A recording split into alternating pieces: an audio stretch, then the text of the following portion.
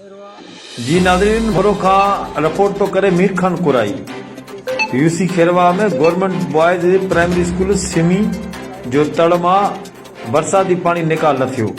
ॿार वण जी छांव में बग़ैर फर्नीचर पट ते वेठे तालीम पिराइण ते मजबूर। स्कूल मां बरसाती पानी निकाल न थियण करे उस्ताद शागिर्द सख्त मुश्किलात जो शिकार ऐं वण जे छांव में तालीम सरगर्मी जारी रखण ते मजबूर। उस्ताद शाबान अली बुढ़ो स्कूल में फर्नीचर की सख्त खोट सबब ॿारनि खे पट ते वेही तालीम ॾियण ते मजबूर आहियूं। बरसात खां पोइ नेकाल न थियण सबब स्कूल जी ज़ेरे तामीर इमारत अंदर पानी मौजूद है।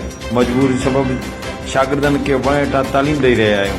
100 खां वधीक शागिर्दनि खे सिर्फ़ हिकु उस्ताद तालीम ॾेई रहियो आहे। असां मौजूदा सूरत हाल खां तालीम खाते ज़िले नौशर अफरोज़ खे आगाह करे छॾियो आहे। कोई भी का भी सहूलत फराहम न थी कई वञे।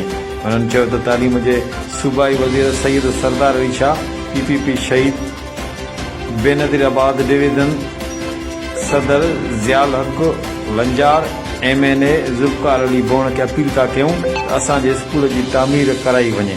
ॾिसंदा रहो मुंहिंजी सिंध न्यूज़ चैनल लाड़कानो।